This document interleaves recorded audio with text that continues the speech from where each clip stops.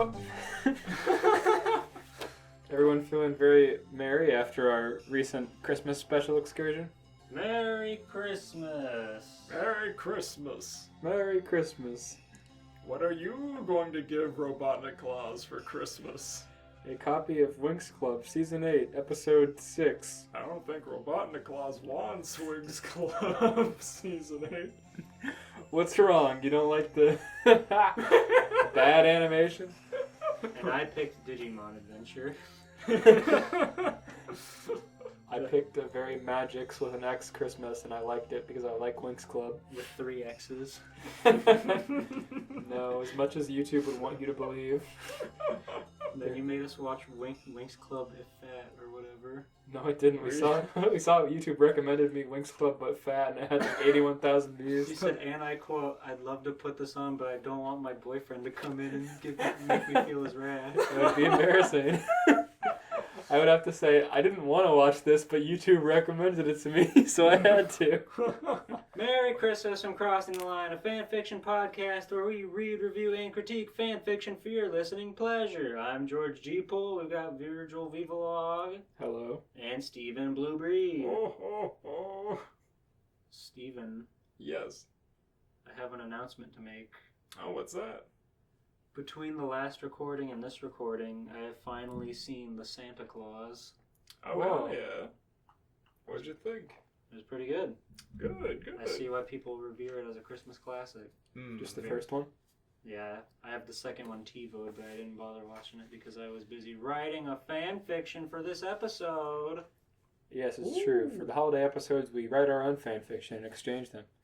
They're our best episodes, except for the Santa Claus episode, so go check all those out. How did you like the first one? It's a very like... Yeah, it's very Awesome. charming. It's Scott Calvin, aka Tim Allen. His character, he just kind of eventually succumbs and accepts being Santa Claus, but he really puts it off for so long. But the beginning where he's trying so hard to deny it and saying like, "Hey, you!" killing Santa immediately. And then just as a gag, like, "I'll put on the coat because Charlie said so. It's funny." And he kept saying, "It wasn't my fault. I have very good lawyers, you know." And you're right. And that little girl did think he was hitting on him. Yeah, that was awkward. But overall, Santa Claus is a fun movie. I get why people like it, and I like it. It was pretty fun. Oh, yeah, perfect. Neil was a bastard, though. Neil is a bastard. It's like, now Charlie, Santa Claus isn't real. Every single time Tim Allen gets in a room with him, he has to make a joke about him being a therapist or a psychiatrist. Charlie is so But then- based. He's like, Santa Claus is fake, you're all idiots, as soon as like he exists in the movie. And then as soon as he finds out Santa Claus is real, he completely flips his tone and calls all adults idiots for thinking Santa Claus is fake. Well, they say in the beginning that he came home crying because some kid told him that Santa Claus wasn't real, and then Neil shattered his reality. Yeah. He's all about Neil's ideology until he finds out that Neil's a liar and a fake, and then he hates Neil. I was not a fan of the special agent elves flying in on their jetpacks at what I can presume to be Mach speed because they got this fucking house in an instant.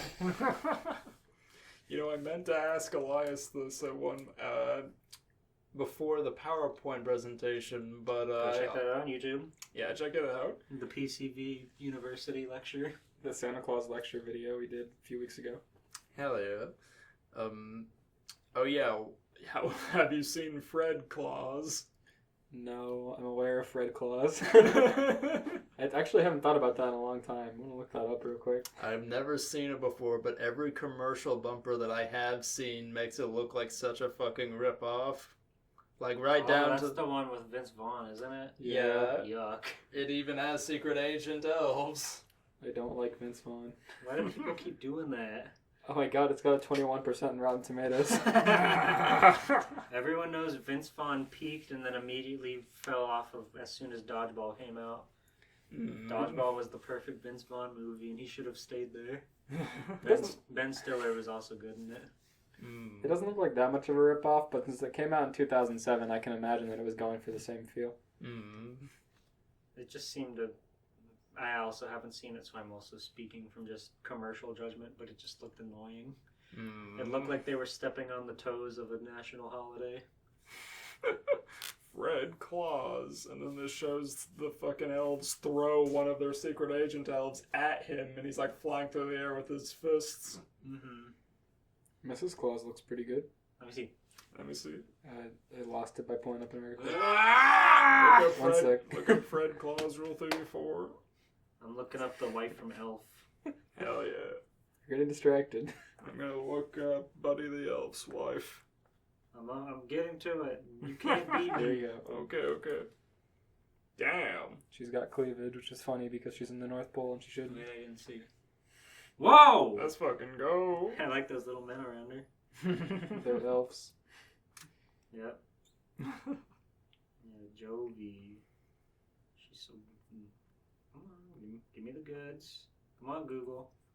You, listener at home, also search Elf movie wife.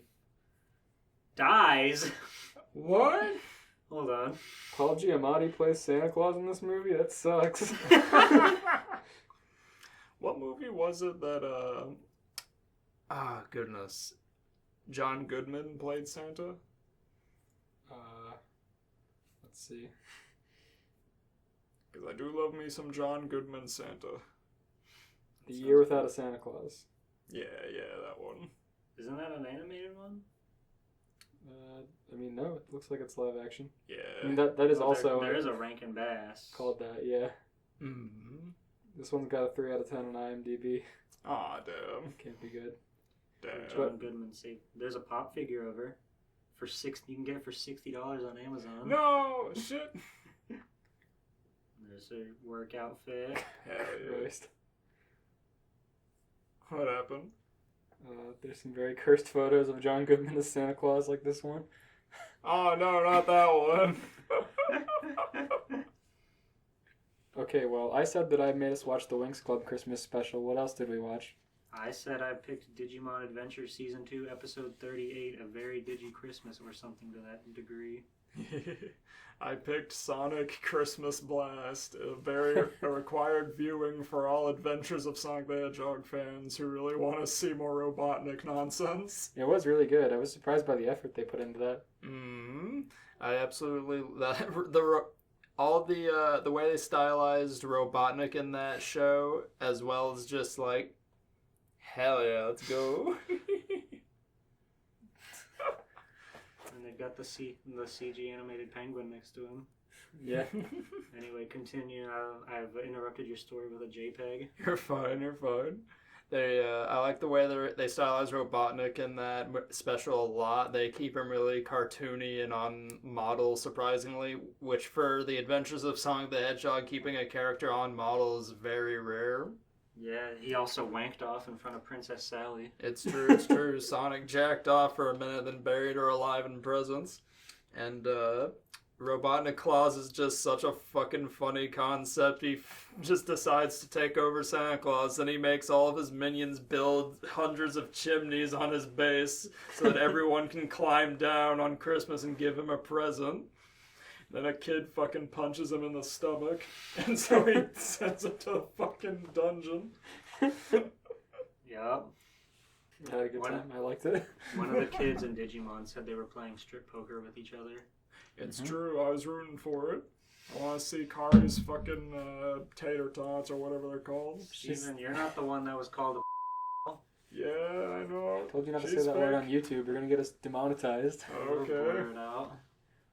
Yeah, I was looking through my fanfictions I've uploaded to fanfic.net, and one of the comments was like an extremely long post with a bunch of links and personal information. It was like, I know by this fanfiction that you are in fact a pedo, and so I'll send you my information to contact me to get in touch about meeting or something like that. They're like, hey, sugar bear.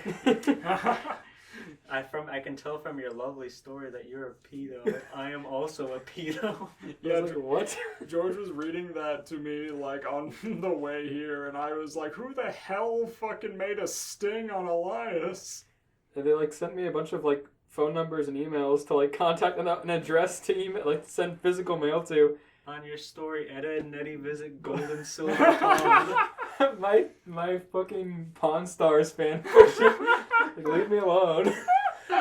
Any man sad enough to be writing fan fiction about gold and silver pawn should not be bothered with the toils of man. I have nothing to say to you. Okay, we got a little sidetracked from the Christmas holiday season. Who would like to share a Christmas gift with the world? You can read mine if you'd like. Okay. Hell yeah. If only I could work the fanfiction app. It's easy. It's okay. Library? For those of you listening at home, please remember to disable the holiday themes on Discord. Otherwise, every time you get into a VC, your ears will be fucking destroyed by a and other really poorly rendered fucking jingling noises. You don't like the Jingle Bell SFX? I do not. They sound like a friggin' 9. Okay, I'll just put it up on Google Docs. There you go. Okay, You bud. couldn't figure out how to get to your fanfiction? I uploaded it, I just couldn't find it. It got taken down because you're a pedo. I had to work the fanfiction.net app for 1 minute and it broke me. It's so hard being a content creator. Alright, let's see. Let's read this here Christmas gift. Here's the Foley. Foley, the mapping. wrapping. Aha! Just what I always wanted. My usual Harry Potter wrapping paper. A free phone. Oh, Pepsi. For iPod. Sponsored by Pepsi. Pepsi Cranberry. I've got some milk in the fridge if you want to try that. You know, Coke. Pepsi milk. That name pisses me off. What's wrong with Pilk? Ow. Ow, I gave myself a Charlie horse. Somebody I drank one sip of Pepsi. Your muscles heard the word pill. your body went to fight or flight. Your white blood cells fucking clotted your system. Refusing any further liquid No, damage. not Pilk! It's a horrible mix of carbonated syrup and dairy product. 50-50. When you make it cold, all the milk fat goes to the top. Yeah. I kind of want to try it, but It's not not now. that different from... Somebody I know on Twitter tried it as a joke and was like in the bathroom live tweeting for an hour. Oh no! It can't be as bad as the breast milk challenge. Oh, Go true, check true. out our Halloween video, Halloween podcast for the live reaction to 1 gallon breast milk challenge. We should. 1 gallon breastfeed challenge would be totally different. I sure hope he does a 1 gallon pilk challenge. You'd be shitting so much. got- Okay, Read back the to story. Christmas. Okay. Holly, Jolly, and Mary and Barry. Alright. Rio woke up with his usual immediate Undertaker rise, eyes wide in his white t-shirt and blue jeans, belt and all. Never showered, never changed, no need. His routine was comforting in that way, especially once he stopped going to school. Best decision he ever made.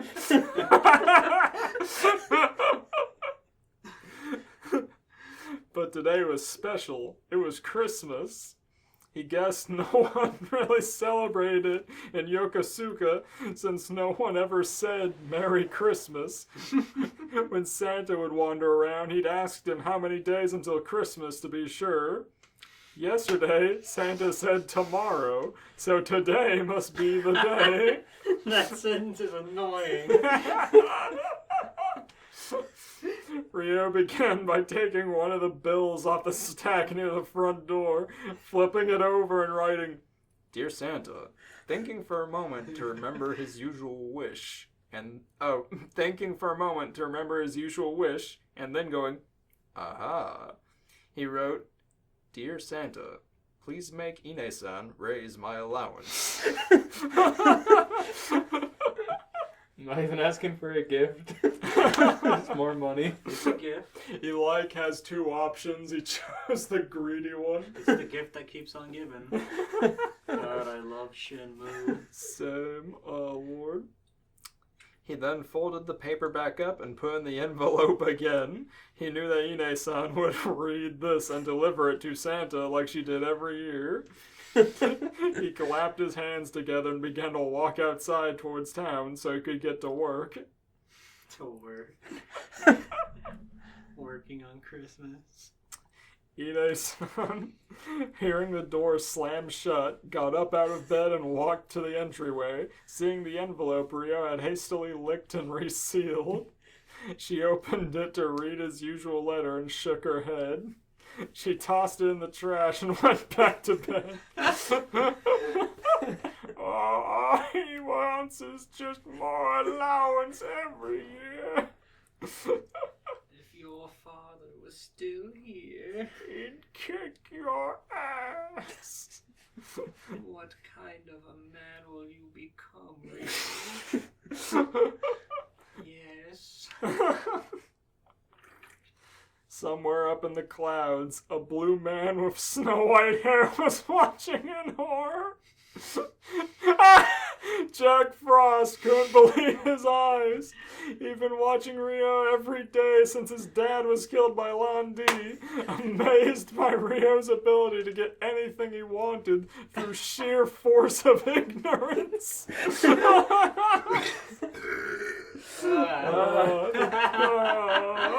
Jack Frost unleashed the beast in me. Jack Frost was playing Shenmue.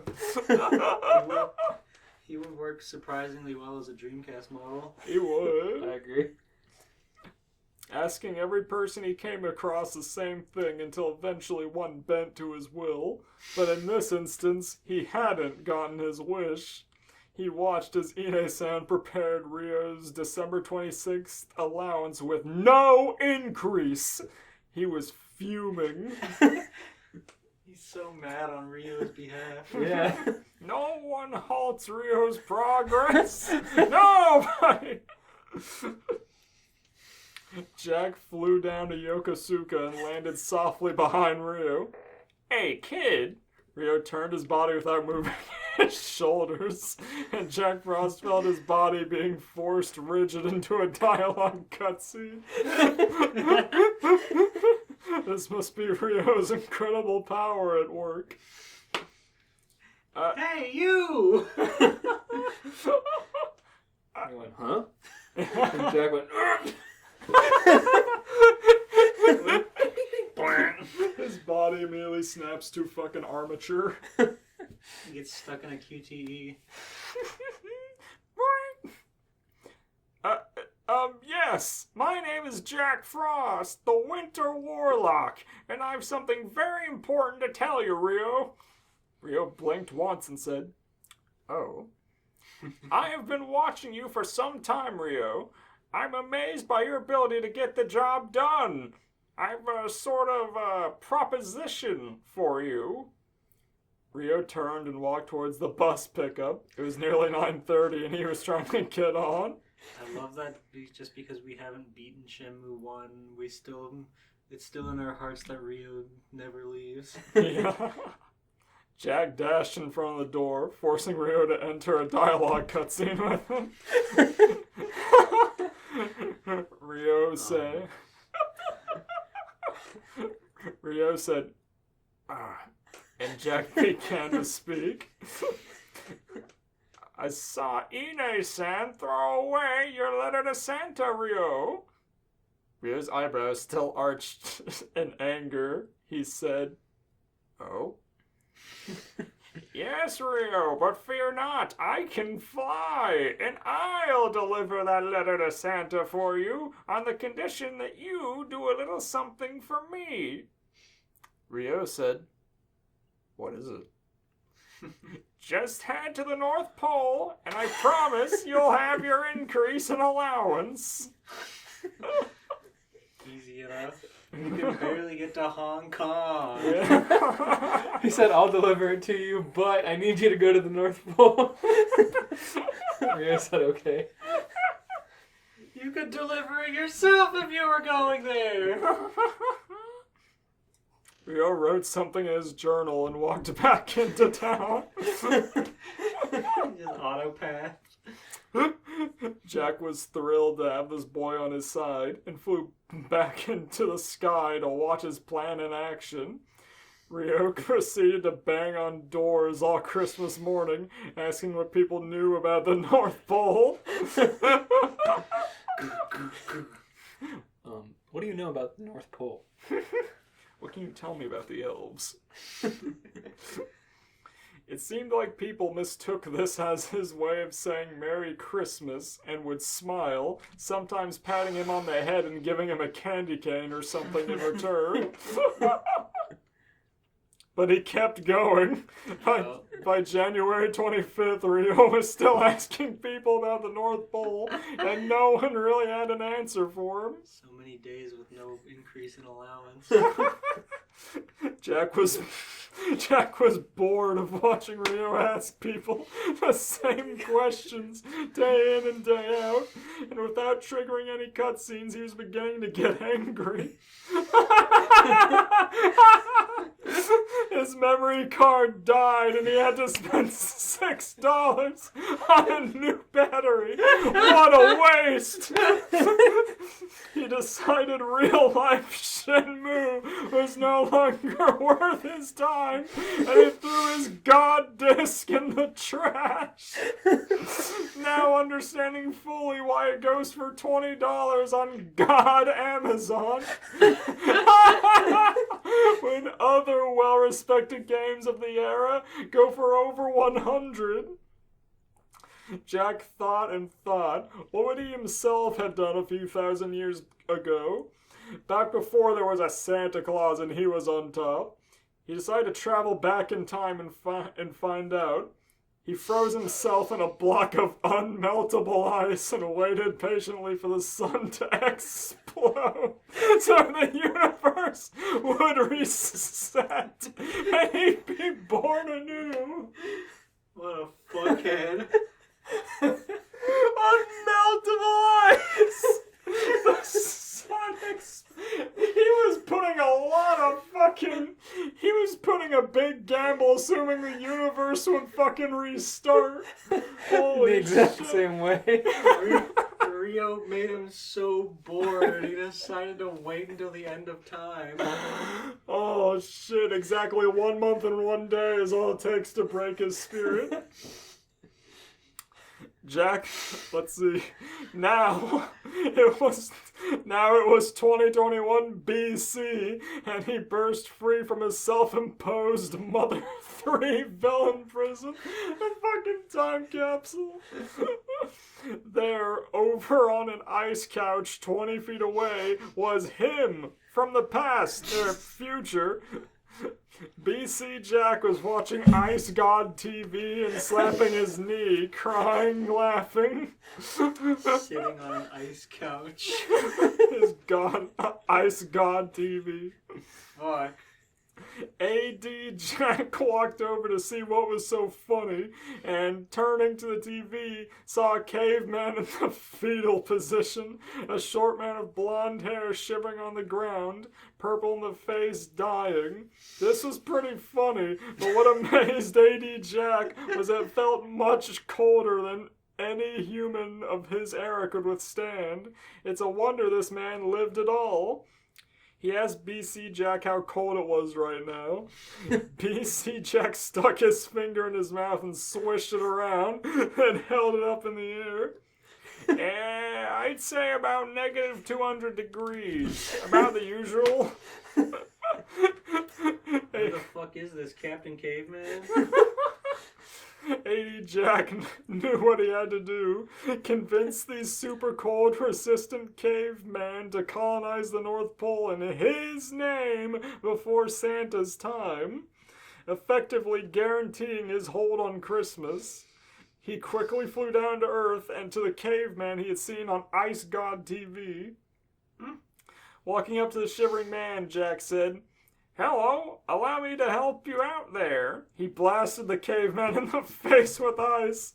This appeared to kill him. "Whoops, old habit," Jack said, laughing. Whoops. He looked towards the man for a response to his joke, but remembered, oh yeah. This story sucks. This is amazing. He just gave up on Shenmue. He looked left, he looked right, and kicked some snow over the body before waltzing towards the man's village in the lowest stride you'd ever seen. Meanwhile, in the village, a brick house, black-haired caveman was stretching out of bed, every joint cracking in his musty, dusty clay foundation of a torso. He yawned and then yelled, Wilma! For fun, to wake up his wife. Only he got no response. This is like the Big Bang of your fucking meme universe.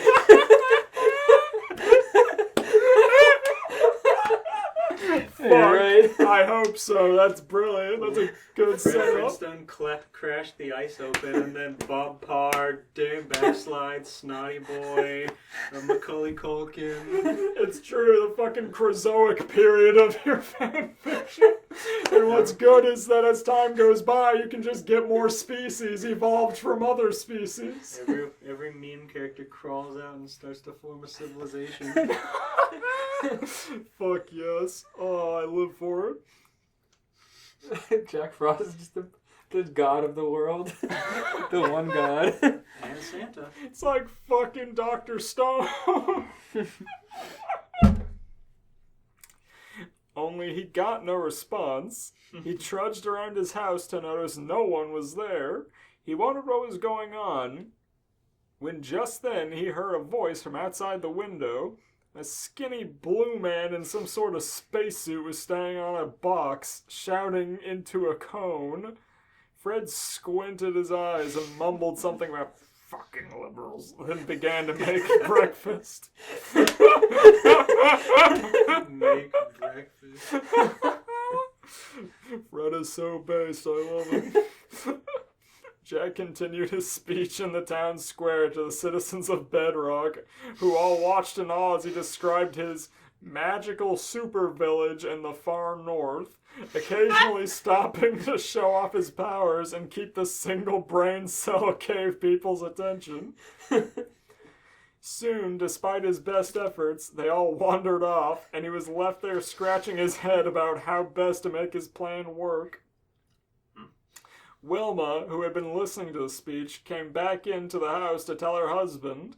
She said, "This funny tall man named Jack tells us he's going to help us build a better society up north. He says if we join him for a small fee, he'll give us access to free health care, free education, and free transportation." He's not any stranger than the Great Gazoo. As Wilma spoke, her husband's usual dumb smile turned into a deep grimace. "Free, huh? Wilma, sit down. Let me tell you a little bit about the evils of free in a social democracy." Oh, Fred. Good old Fred.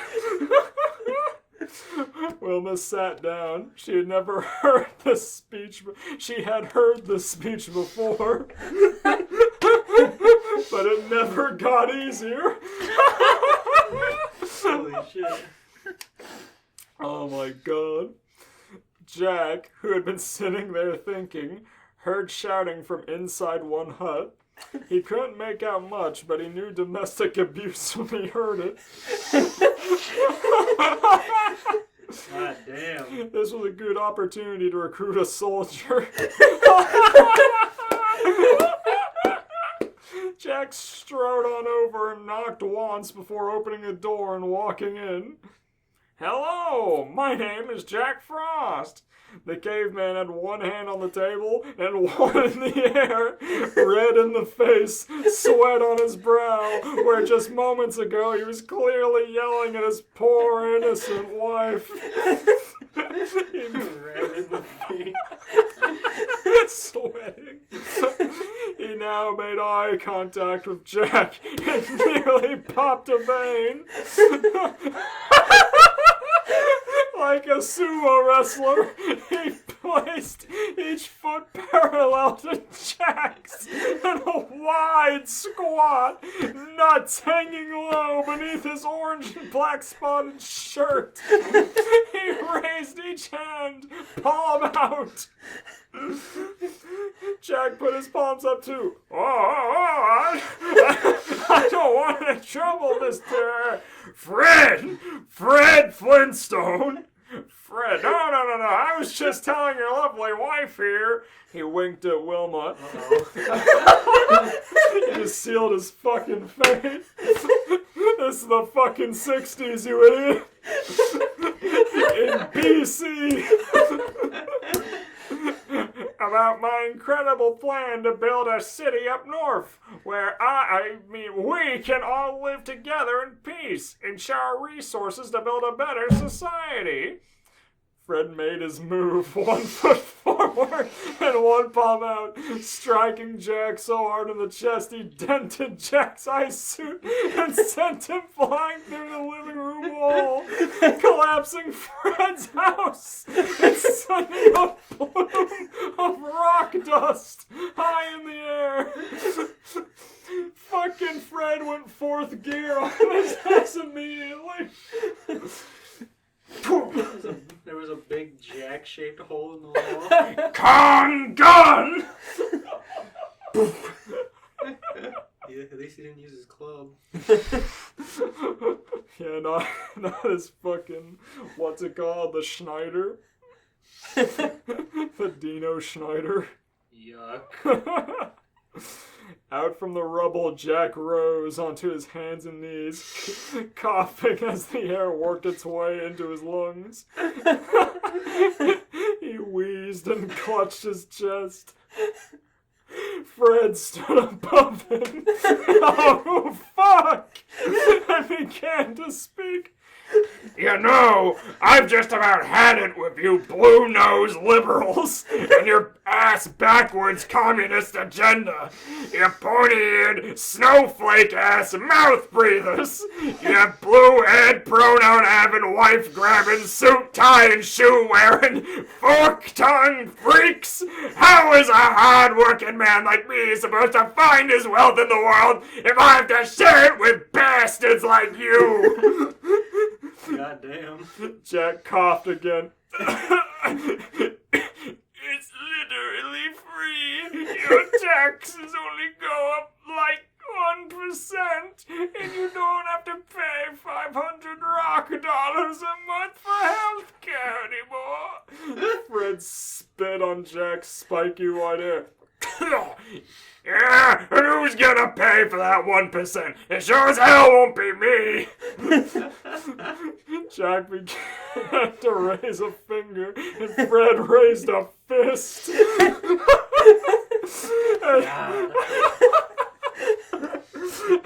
As Fred's knuckles came down, suddenly he was frozen solid in a block of ice. Oh, no. Oh, down floated BC Jack from up above. Oh my god, the second half of the plot continues. The second half of the arc. Now, AD Jack, I can't have you dying on me. I think if you die, I die too, or something like that. Besides, you're messing with the God TV by interacting with the mortals. Go back to where you came from. He opened an Organization 13 ice portal and threw AD Jack through it. Jack swirled around for a while, then landed in his god room in present day. When he saw on the TV his favorite show, Scooby-Doo.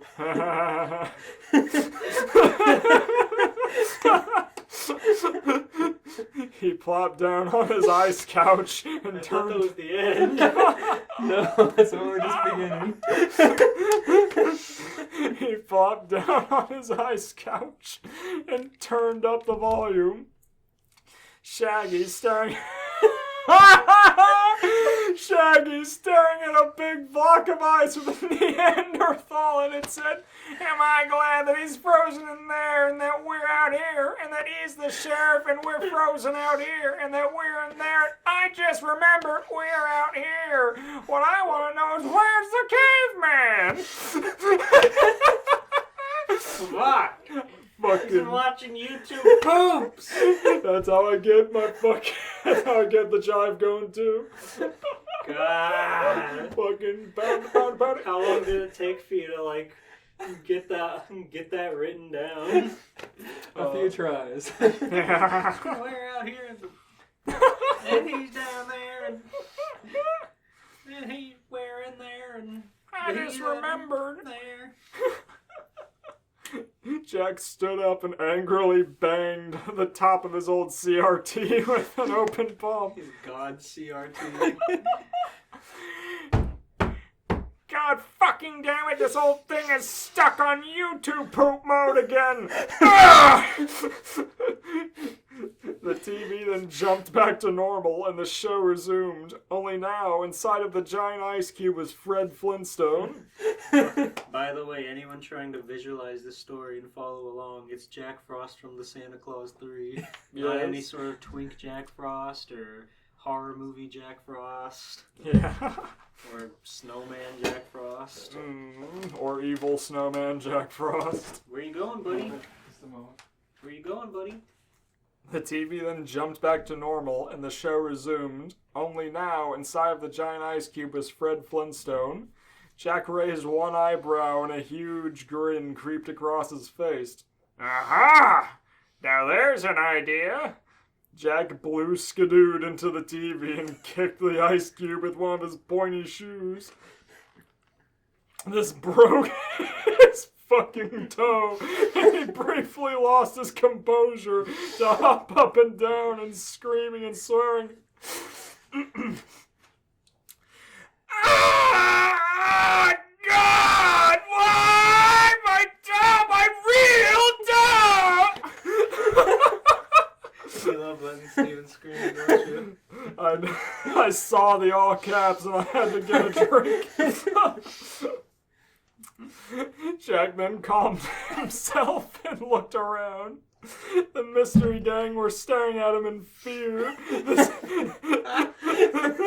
This angelic man steaming like dry ice, with more vertices than their feeble Hanna-Barbera minds could comprehend. I really should have known Scooby-Doo would show up at some point. Hell yes. It scared them, but their attention soon shifted to the now thawing Fred, who surrounded by hippies, and the man who winked at his wife was seething with hot rage. Fred, now fully thawed, picked up Jack by the collar as though no time had passed, and Jack smiled down at him. Now, hold on there, my good caveman, sir. I stand before you with important news, and in fact, I'm in need of your help. Fred looked left and right at this strange, dark room, the smell of musty relics and hippie weed assaulting his nose. Wait a sec. Where the hell am I? Wasn't I just about to kill you for being too blue? How do we get into this commune shithole? He smacked his God TV and then made this world real by entering it. I love Cartoon world. I like that the reincarnation of Fred is just such a fucking such a common man. This would have been what it was like if Seth MacFarlane had his way. Yeah. Honestly. Let's see here. Velma spoke up. I know you may be new here, but this is what's known as a museum. Fred lazily took her glasses off with his free hand and threw them out the window, shattering the glass and setting off an alarm.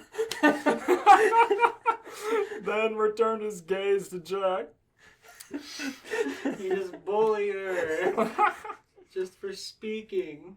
I can imagine that with like the sound effects and all. It's such like a cartoony gag. Yeah. Yeah. Without a word.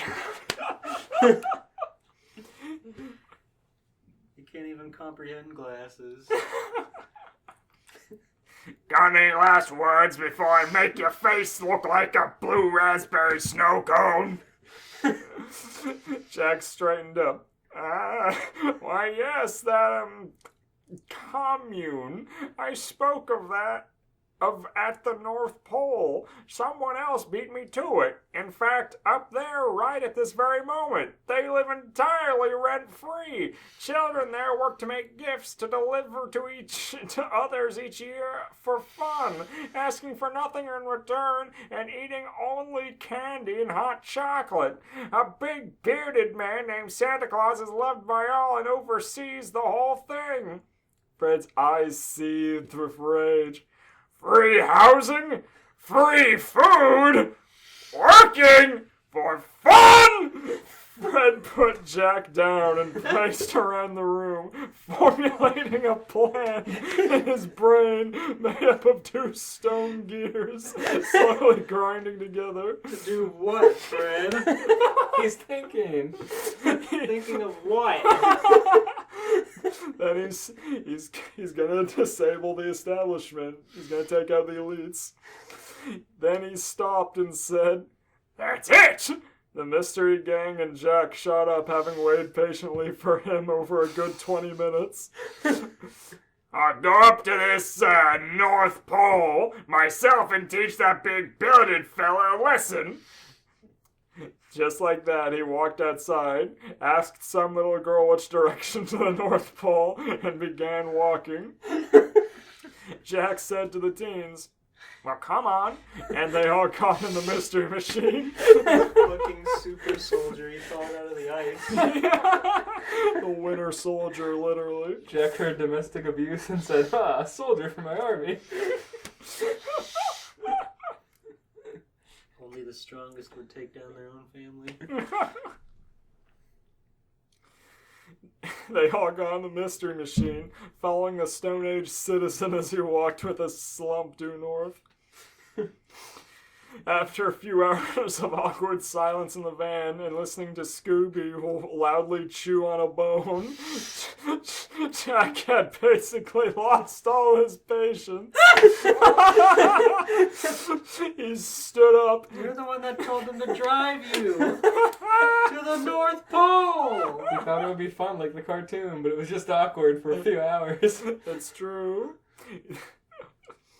He stood up, knocking Velma off his lap and his stone-cold stiffy.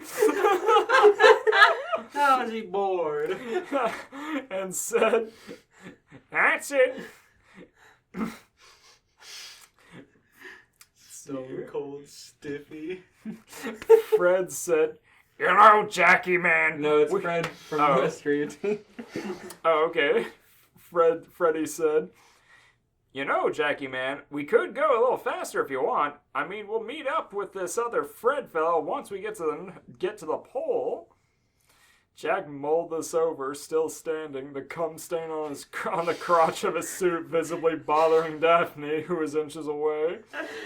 He then said, "All right, Fred, as fast as this baby goes." I hate how he sat. He made Velma sit in his lap when there was so much room in the back. He could have sat back there, or Velma could have sat back there. He fucking came on her thighs. Fred sped things up to a cool 35.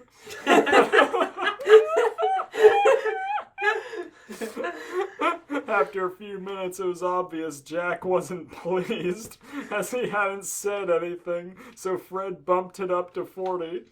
Again, nothing. Fred began to sweat, but knew that if he went any faster, the van could get into an accident and that an insurance premium would be his ass. Fair enough, Fred, fair enough. True. So he held steady. Jack sighed and opened the passenger door, tumbling out into the snow. How do you stand in the car? He like kind of stands in front of the seat, like, Yeah. Velma like pushed against the glass. yeah. With no glasses. True, she has been blind this whole time. He then got up and mustered all his magic energy to teleport the mystery machine and Fred Flintstone to the North Pole. I hate this guy. Fred arrived first, teleporting just outside the front gates and saying, "Aha! Now we're talking!" Reading the sign that said Santa's Workshop, and he... Let's see here. Whoops. And pushed his way inside. A few minutes later, Jack and the van arrived. Still going 40, Fred immediately crashed into a wall outside the workshop, No! denting the front of the van. Not the mystery machine. Shit. Smoke began to billow out, and Fred could faintly be heard saying, man. Yeah, you really did Steven in by writing in two Freds. Sorry. Had to be that way. He's usually like Freddy, so like I keep getting thrown off. The mystery gang walked out together in unison and looked at Jack. He raised his eyebrows as if to say, well, and they walked together inside. What they found was unexpected. It looked almost like a military force. Soldiers marching on by, elves in handcuffs, the march of footsteps loudly drowning out the winter snow. Jack went, "Ah?"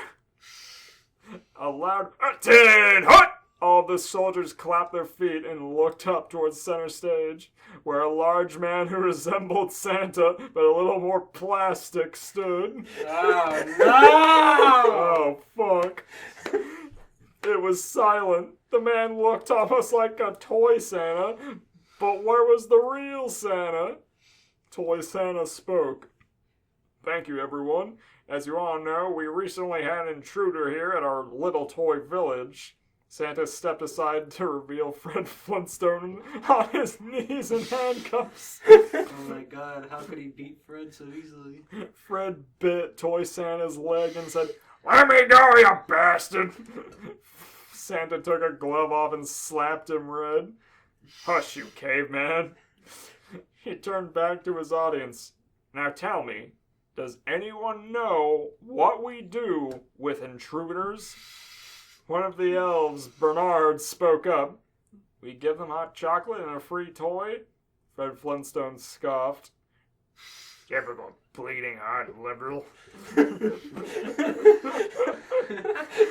Santa shook his head. No, Bernard." He pulled out a large candy cane and began licking. Between licks he spoke, "We use big, pointy, candy, cane to stab them." Toy Santa raised his striped weapon in hand, when just then a rope wrapped around his arm. "Ah, what's this?" Velma shouted, "Now!" And down from the gallows, Toy Santa was pulled by Fred. I forgot. I thought it was on a noose for a minute. Holy shit. The gallows. Fucking hang him immediately. Now!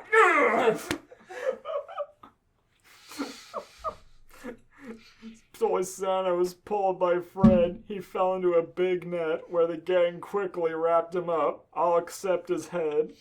Fred walked over and put one hand on the gross plastic mesh. "Nice try, Santa Claus. Or should I say," he pulled off the head, revealing an empty hole in the neck. "Oh, God!" Shaggy shouted. "Uh-oh," said Scooby. Jack laughed evilly. The elves cheered. The soldiers said nothing because they didn't have voice lines.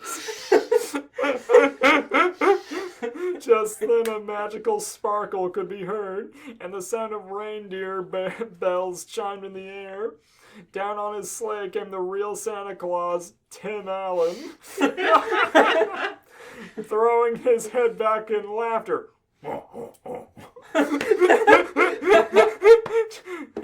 "Thanks for your help, Jack. That toy was getting out of hand." He hopped off his sleigh and waved one hand, setting all right the world. With only Jack and him left in the open front lawn of his castle, he slapped one hand down on Jack's shoulder. The open front lawn. Fucking ice. Yeah. The fucking snowfield. He slapped one hand down on Jack's shoulder. Oh, old pal, don't you know you could never take this position? Jack scowled, disappearing in a poof of smoke. Back at home, he marked a pencil line through Operation Stone Age on a list titled Plans to Rule the North. Then the next line was titled Make Bob Parr Push Santa Off His Roof. The end. Fucking beautiful. Oh my lord. I rate that a amazing. cinematic multiverse out of 10. I write that Fred Flintstone just Fred Flintstone trying to exact northern revenge. Fred Flintstone was so powerful until he wasn't. I don't know what transpired. I don't know how Toy Santa did it, but he did. I thought he was just gonna pull out a gun. He just painfully licked a candy cane. Fred could have pulled his fucking head off in one fell swoop. Jesus Christ. The teens gasped and Jack laughed. Oh god! The Scooby Gang are stuck in the fucking North Pole. No, Drinking Tim hot Allen. cocoa. Tim Allen whooshed them all back home. Oh, yeah. Okay, well, Fucking beautiful. we better go ahead and get this. Oh, what'd you get? What'd you get? Here you go. Better Thanks. get that out of the way. I need some water, actually. Okay. I finished my drink. He needs another beer. Holy shit. Fresh Bud Light. Drink Bud Light, not that Rolling Rock shit. As fucking BBT would say. Who's BBT? Billy Bob Tanley. That fucking hip hillbilly. Billy Bob I Tan. keep getting notifications for him watching AVGN, and he has such a good time with it. It's really heartwarming. I was telling George about this reaction guy named BBT, short for Billy Bob Tanley. He's this extremely southern hillbilly fucking dude who wears camo and drinks, what's it called? Bud Light. Bud Light while he fucking watches stuff. He's been watching AVGN a lot lately and just having a blast. But every time he sees him drink Rolling Rock, he pulls up his beer and he goes, "You gotta drink this shit, gives you powers!" and stuff like that. What were they thinking with this shitload of fuck? Alright, the BBT reaction of Crossing the Line, episode 99. Okay, story begins. Thank you for the present. The day is cold and cloudy. It's afternoon on December 24th, Christmas Eve. A light layer of snow has been recently swept away by an old woman, clearing out the path to welcome guests into her humble home. After a very harsh life-changing event in Yamanose, the Hazuki Dojo is looking to brighten up their year by spending it with friends and family alike. Oh dear, Ine-san says to herself. Yeah, I was pretty happy when your Shenmue thing kind of petered out there. I was worried we'd have a whole Hazuki miss. Our time away from Shenmue's only strengthened our bond with it. What's wrong, Ine-san? Ryo, the heir of the Hazuki legacy, said. Ine-san turned around slowly, not realizing her surrogate son was standing in the kitchen behind her. Oh, Ryo, she answered. Oh, it's nothing too serious. Why don't you go and help Fuku-san with the decorations? It's already taken care of, Ine-san. Is there anything else I can help with? He replied. You don't have to worry about it, Ryo. It's just that I forgot to pick up cookies and eggnog for the party. Whoa. It's no trouble, I'll just... Oh, is that all? Ryo interrupted. Please, Ine-san, allow me to go and pick those up from the store. Ine-san trembled a bit. She knew all too well how poor Ryo's time management was. Oh no.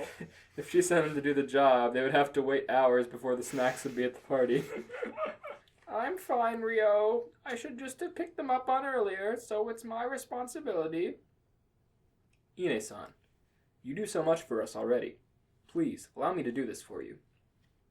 Ine-san looked over the tall boy. She knew her heart couldn't say no to the youth.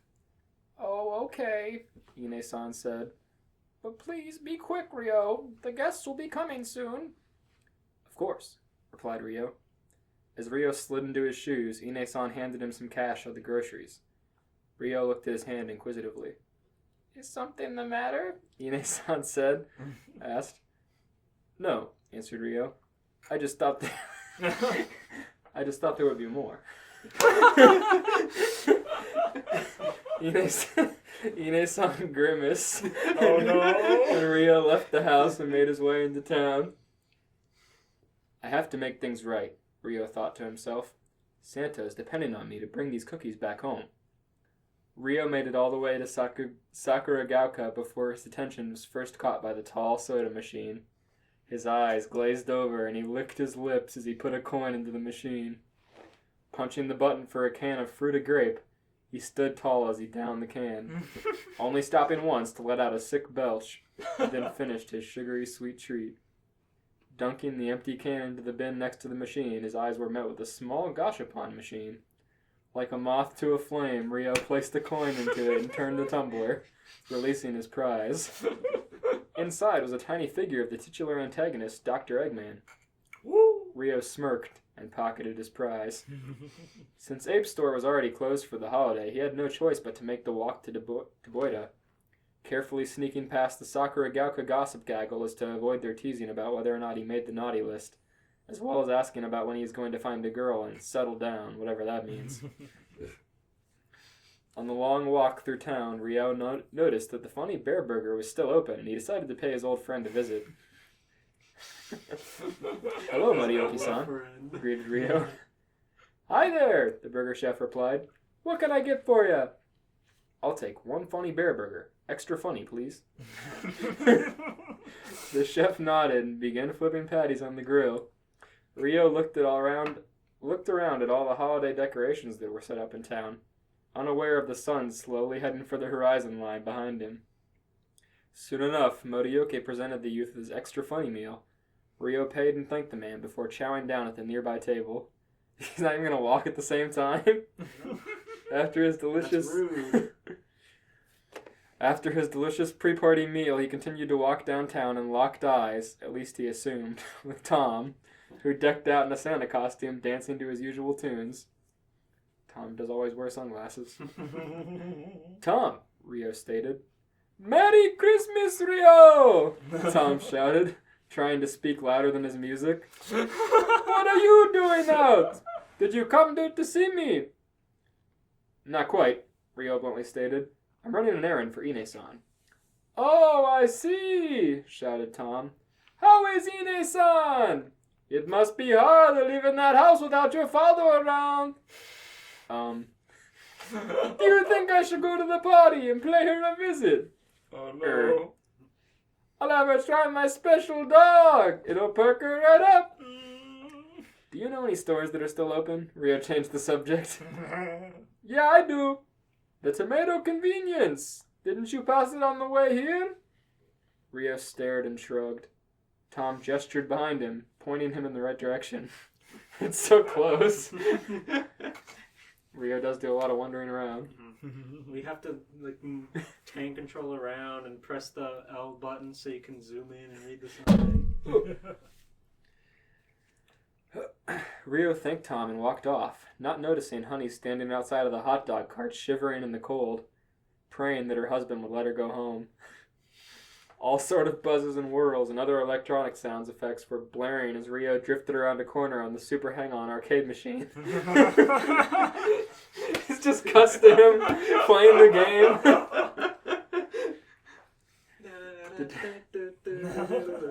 Determined to beat the current high score set by him, he had dropped at least 500 yen into the game. Yuji, the owner, was visibly groaning. All he wanted was to shut down for the night, but his own honor would be at stake if he closed early while there was still a customer on the premise. Eventually, Ryo showed mercy to the man as he finally was able to beat his current record, even though he did play a quick round of darts before heading out. As he exited the store, he nearly collided with Nozomi. Oh, Rio! She startled. What are you doing out in town? Isn't the Hazuki Dojo hosting a Christmas party tonight? That's why I'm here, Rio said. I'm just picking up a few things in town. Nozomi stared past Rio at the arcade he just exited and looked back at him. Okay, well, Nozomi started. Well, since we're together, I suppose there's no harm in it. Nozomi reached into her bag and handed Rio a wrapped present. I was going to give this to you at the party, but there's no need to wait. Thank you, Nozomi, Rio stated as he began to unwrap the box. Inside was a framed photo of them, two of them together. He admired it for a moment before putting it into his inventory, fumbled with his pockets, and presented Nozomi with a small figure of Dr. Eggman. She took it and examined it for a moment. Thank you, Nozomi said. Anyway, you should probably go to the Tomato Mart. It's the only place that's open this late. All right, replied Rio. I'll see you later, Nozomi. Rio tank-controlled himself around her and made a mad dash for the tomato convenience store, finally hitting the run button. He needed a present pawned off the gachapon he just got. He slipped through his inventory rapidly looking for a gift. He said sardines for the cat. No. My several letters from my family that I found around the house. No. Dr. Eggman. She likes games, right? And made a mad dash for the tomato convenience store, passing by Tom without a glance, who didn't miss a single beat in his dance routine. The sliding doors of the mart opened like magic, which somewhat amazed Rio, who approached the counter. What can we get for you? The attendant asked. Rio finally picked up his precious eggnog and Christmas cookies, as well as a box of matches, a light bulb, a caramel, some chocolate, some potato chips. Here we go. I read potato chips and I say, okay, that's a filler item. A size battery, a C-size battery, a candle, a can of tuna, some dried fish, a flashlight, some sliced fish, a few, because he must be picking up presents for everybody at the party. He's clearing out the entire store. He is, holy Using shit. all of Inasan's money. Antiquity Tree, Bewitch, Bosnov, Dandy Old... These are the fucking music tracks. Dandy Old Man, Destiny, Feel Tired Song, Flower Girl, Go-Go, Harbor Bar, Heartbeats, Hip Day Hop, Like a Feeling, Linda, Liquor, MJQ, and Nana. After filling out all the raffle tickets he was given for buying so much, he won a few prizes. But unfortunately, he wasn't able to get the cassette player, and he had no way to play his new collection. Maybe Santa will bring him one this year. Rita thanks the attendant and left for home, buying these things he didn't need and cannot use. Yeah. I was doing research on it, and I believe the only way to actually get a cassette player is to win it through a raffle. Interesting. So now he has all the cassettes and no way to use them. It's pretty funny that he bought every single one and didn't win. After a long establishing shot of a cutscene and the day had transitioned to night, Rio was finally able to enter his home. Sliding his shoes off and carrying his groceries into the kitchen, he's got like 4 bags full of things they didn't ask for, where there were already many guests packed into the narrow rooms. It's so funny, imagine them trying to have a Christmas party. Their house is so thin. They have like one sitting room and a kitchen. Right. It's all tiny hallways. I hope I'm not too late, Rio asked as he began to putting away his purchases. Yune-san did not reply to this.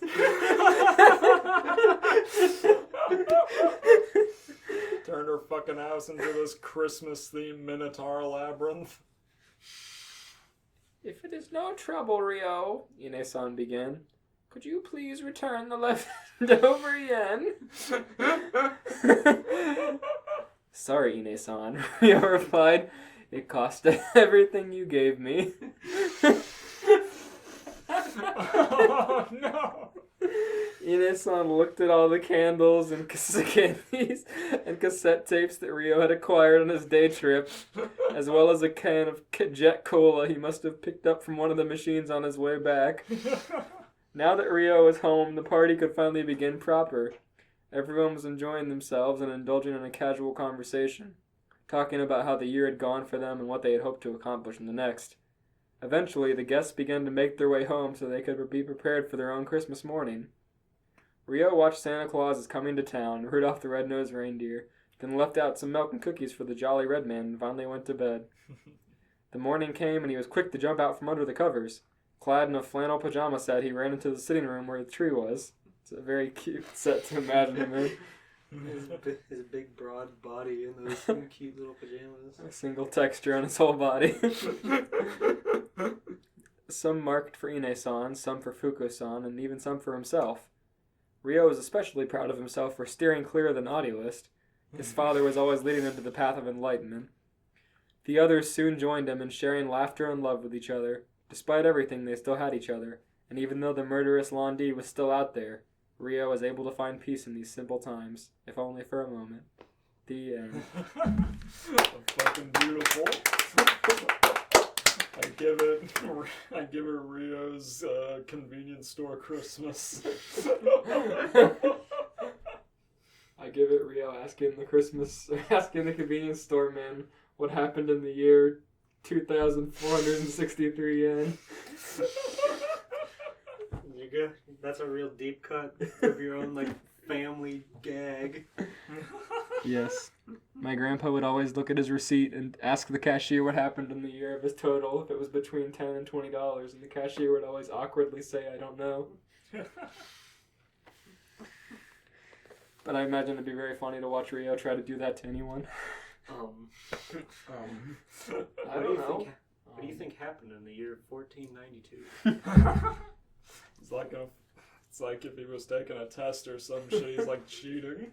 He has the QT circle bubble in. They just recorded Rio saying each number, and then said, in the year 1942.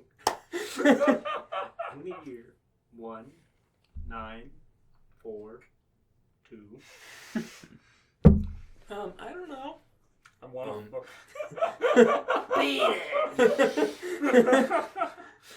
fucking Rio and Google Maps voice now.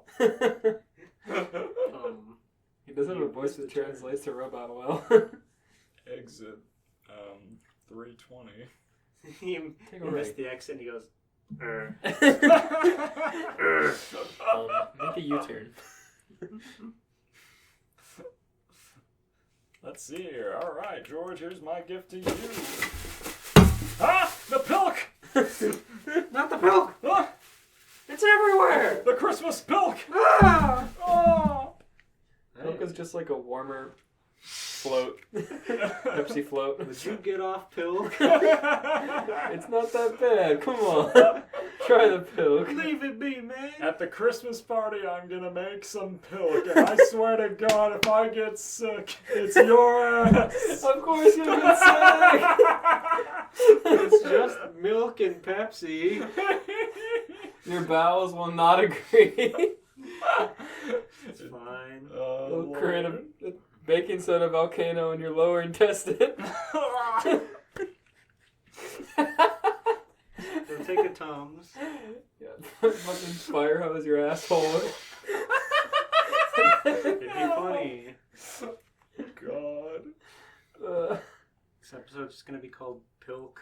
No, stop. The pilk episode. Everyone write Pilk a Fanfiction, episode 99. God. Chapter 1, The Night Before. 'Twas the night before Christmas, and somewhere in the sunny, Sanji was plotting over the holiday with a new Straw Hat crew. Why are you already laughing? I remembered Steven's island gag about his extended universe all taking place over various islands. Yes, you both dabbed at your own world. I get it. And it really wasn't funny, especially now that they were called the Sanji's Crew Pirates. Is this supposed to be in rhyme or nah? Nah, just the first part is. Sanji had, just that night at like 8 p.m., remembered the letters his crewmates had written to Santa, and after having tripped over the pile, he had lazily swept against the bottom of his dresser with his black foot. I can't believe I forgot all about Christmas. Now I gotta go nip-nogging all over the old blue to heap up some habitual holiday handouts for all these salubrious slimes. God, I fucking miss Nami. All we got is Nico Robbins, and her name reminds me of Red Robbins, and I fucking hate Red Robbins. You're starting off strong today. Part of why I'm laughing is because I've been following more One Piece accounts the last year on Twitter and social media, and all of the Sanji love and fanfiction is played so straight and so lovingly that whenever I hear this scum motherfucker Sanji, it makes me laugh so hard. What's wrong with 4-Kid Sanji? Brooklyn Sanji. Because, like, people that actually like Sanji a lot and want to fuck him hate 4-Kid Sanji and any reminder of him. I legitimately... There was one, like, I commented on one and I was like, the new live-action Sanji reminds me of 4-Kid Sanji, and I think that's cool because I like his Brooklyn, like, variant. Yeah. Literally. And they were just like, don't fucking talk to me about 4-Kid Sanji. Oh my god. Unironically. They just don't get it. They don't. They don't truly love Sanji. I bet they don't like how Mr. 2 is crazy. Quote unquote. They don't like his crazy karate. That's just how the source material represented it. Crazy.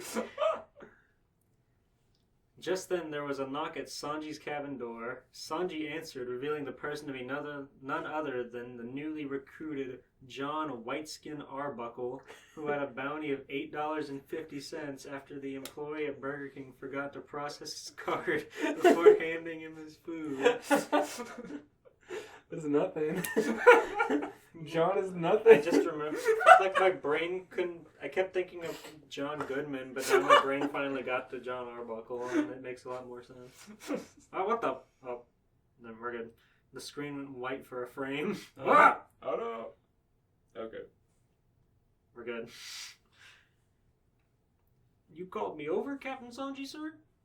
Yeah, you string bean Billy. Now get your ass in gear, because I'm about to assign you your first task as a member of the Sanji's crew.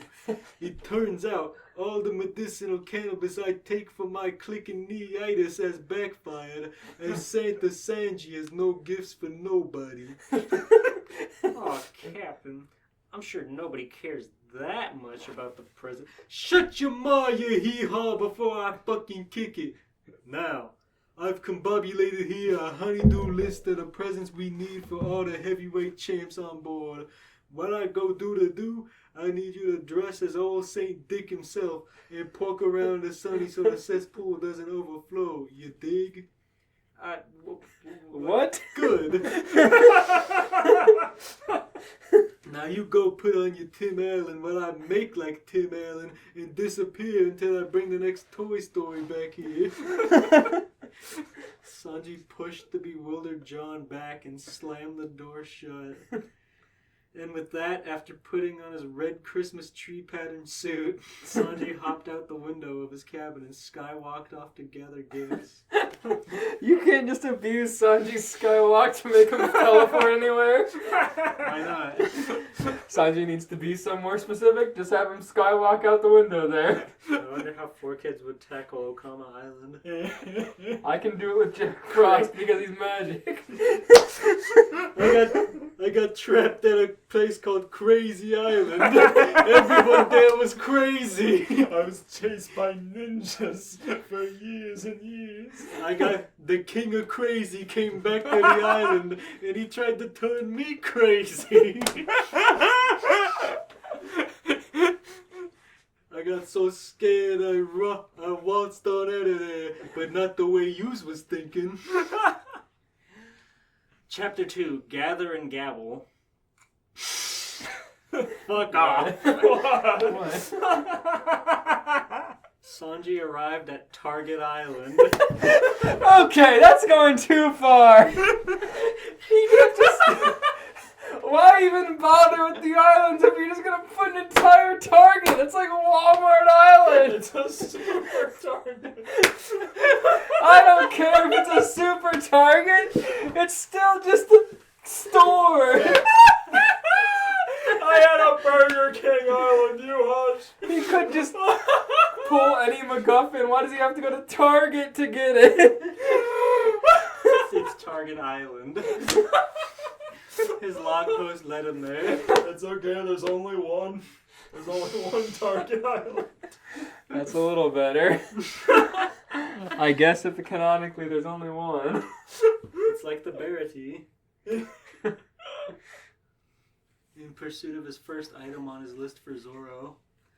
Let's see, shouldn't it be Zolo? No, Zorro. Let's see here. This one should be easy. The Moss ass just wants a PlayStation 5.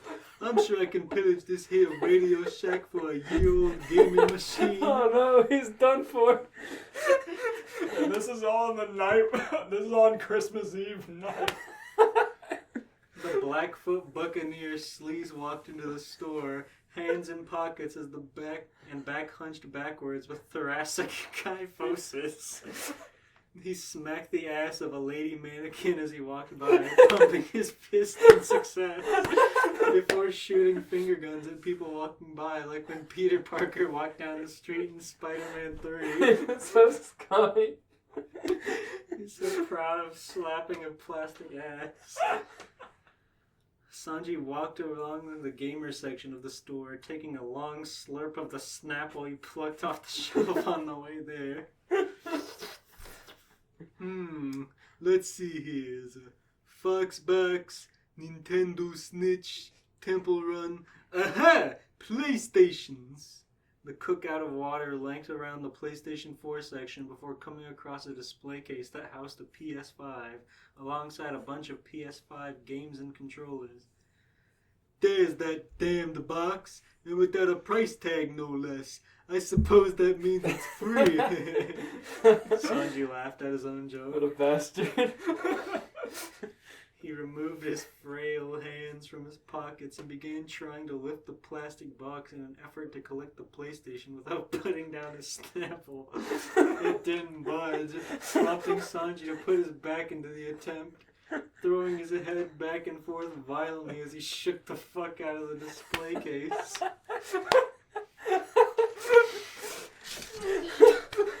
This attracted the attention of a nearby store employee who came by close to see what was happening. "Can I help you, sir?" Sanji's face was red from exertion as he turned to face the employee.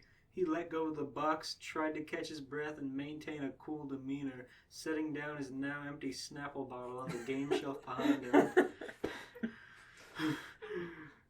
Yeah, I was just observing this here PlayStations.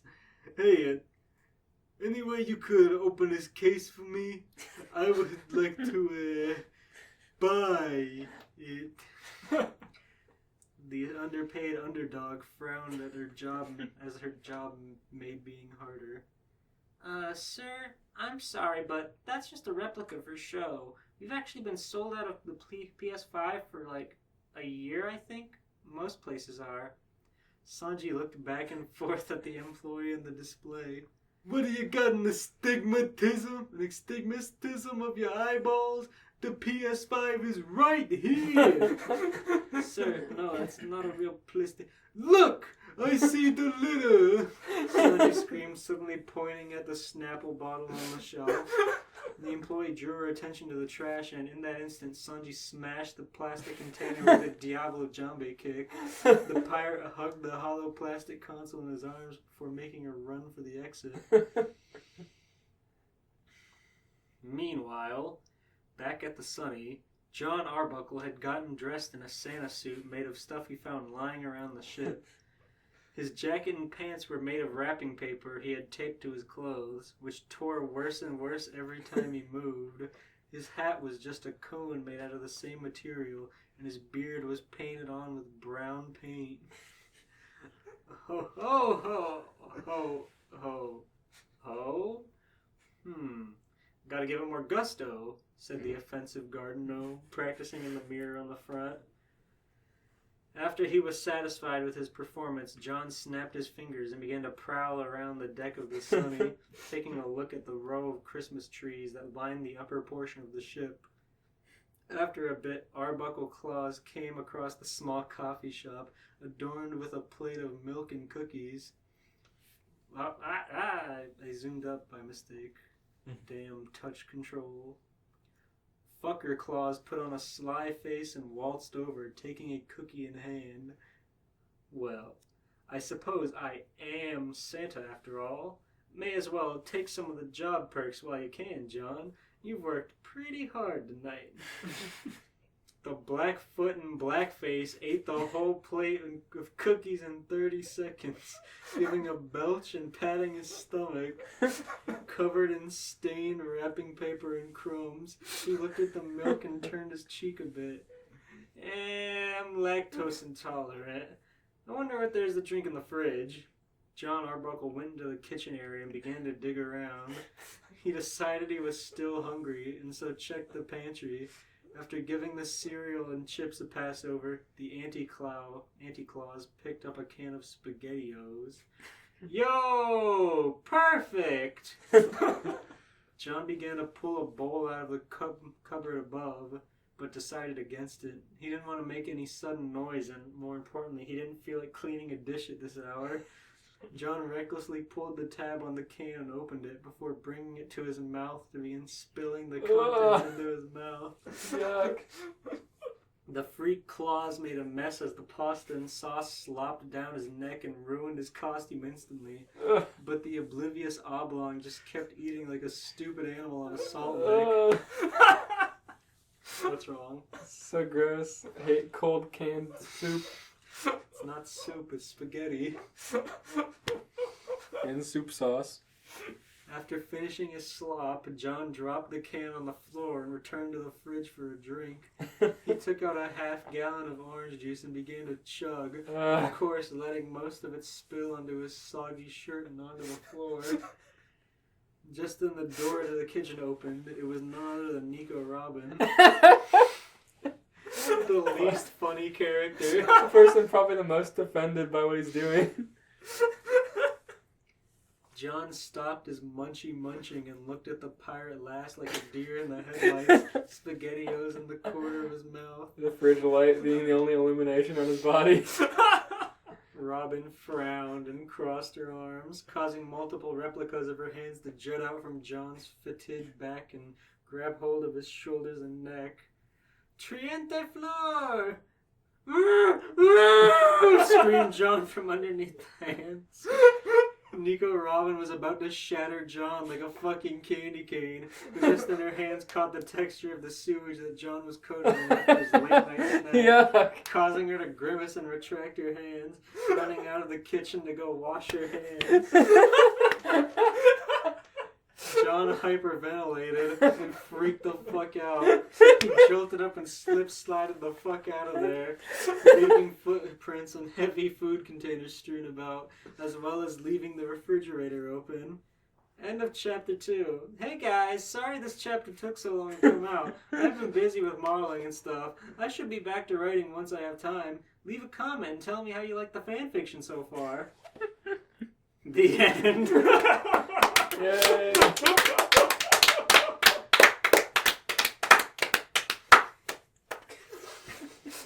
God, the image of John like slopping out of there as quickly as he can, leaving a trail in the fridge light is so scary. Being that fucking close to getting clutched to death. Nico Robin's hand touched his slimy wrapping paper chest, and she just retracted her body. All of her years of being an assassin, and that was what broke the camel's back. John found her kryptonite. I give that 10 Nico Robin hands out of 10. Give that one bad night for a Target employee. Target Chan. At Target Island. It could have been anywhere, but it had to be somewhere that you could bother a minimum wage employee. On Christmas Eve. He could have been at Walmart Island or Radio Shack Island. Kmart Island, although they got hit by a buster call pretty hard. Yeah, it's true. You don't see much of their people anymore. Mm. Kmart Island is barely livable. It's like Punk Hazard. They chose a wasteland to do their battle, and then left it a mixture of fire and ice. Inside of Kmart. Yeah, no one's there. And then some brave soul decided to set up a laboratory. Set up a merch stand. Yeah, there's one creep that's working at Kmart Island in the ruins of what used to be. Oh no, we're not closed. Why would you think that? There's fucking lava pouring on one side and a snowstorm on the other. Your net revenue is negative $1 million. The toy section is on fire, and then there's like all the freezer section is just wide open. Fire and ice. I'm glad John Arbuckle got a snack. Heat Miser and Snow Miser. You didn't elaborate on who was in Sonya's crew besides Zorro, Nico Robin, and or John Arbuckle. That's for future chapters, depending on the reviews. So you guys better review that. Did you actually upload it to fanfiction.net? No. Heat Miser and Snow Miser did battle in Kmart. Fuck yeah. Boom, boom. And now North Winds lives there. We're operating Kmart Island. And turning children into mutants. Yuck. Jack Frost. Well, as always, that was an amazing Christmas special. Thank you guys for writing fan fiction. And it is our final special of this year, I think. Technically, as far as holiday specials go, yes. One more episode coming out this year, and it's a big one, baby. Hell yeah. That's coming out this year. Yeah, it's gonna Wow. be. Let me double check my calendar. What? Calendar, almost. There we go. So that guy's the Caesar clown. Yeah, I hate him. Fucking Northern Not Wind. calculator. Fuck. Stop! Yes. Right. 31st. December 31st. Episode 100. Woo! Woo! Let's go. Woo! Woo! Wow. 4 years to 5 years of fan fiction. This Hell will yeah. be the culmination of our 4th year. And it's going to be a big one. Probably, maybe, we'll figure it out. But that's 2 weeks from now if you're listening to this the day of. So if you are, Merry Christmas. Christmas is a week away. That's exciting. Happy Kwanzaa, Happy Hanukkah. The Molly McGee Hanukkah episode was really cute. Go watch that one. The Molly McGee Christmas episode was really cute. Go watch that one. Hell yeah. Let's go. I would not actually recommend the Winx Club Christmas special. It wasn't very good. If you can find the Digimon Adventure Christmas episode in a better quality, then I would watch it, but not the one that we watched. Please watch Sonic Christmas Blast and laugh at the funny Robotnik claws. Yeah, watch Sonic Christmas Blast instead. Play Sonic 3D Blast on Sega Genesis. Hell yeah, let's go. And generally have a great Christmas. Goodbye. Have a good night, guys. Merry Christmas. Merry Christmas. Christmas.